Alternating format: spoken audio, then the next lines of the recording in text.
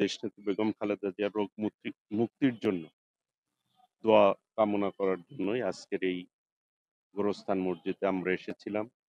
আমাদের কেন্দ্রীয় কর্মসূচি হিসাবে সারা বাংলাদেশে নামাজ পরবর্তী জুম্মা নামাজ পরবর্তীতে এই দোয়ার আয়োজন করা হয়েছে।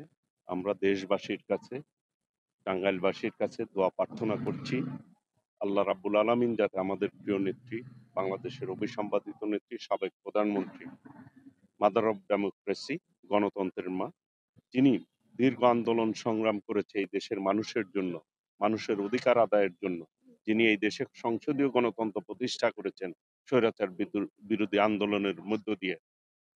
আজকে সেই নেত্রী আমাদের অসুস্থ অবস্থায় এবার কেয়ার হসপিটালে রয়েছেন।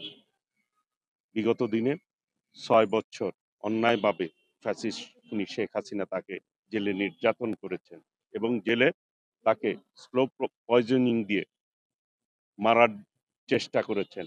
সেই নেত্রী আজকে অসুস্থ অবস্থায় রয়েছেন। আপনারা জানেন যে দেশনেত্রী বেগম খালেদা জিয়া যখন জেলে যায় তখন সুস্থ অবস্থায় কিন্তু জেলে গিয়েছিলেন, বের হয়েছেন অসুস্থ অবস্থায়। জেলখানায় কি করা হয়েছে একমাত্র আল্লাহ রাব্বুল আলামিন জানেন।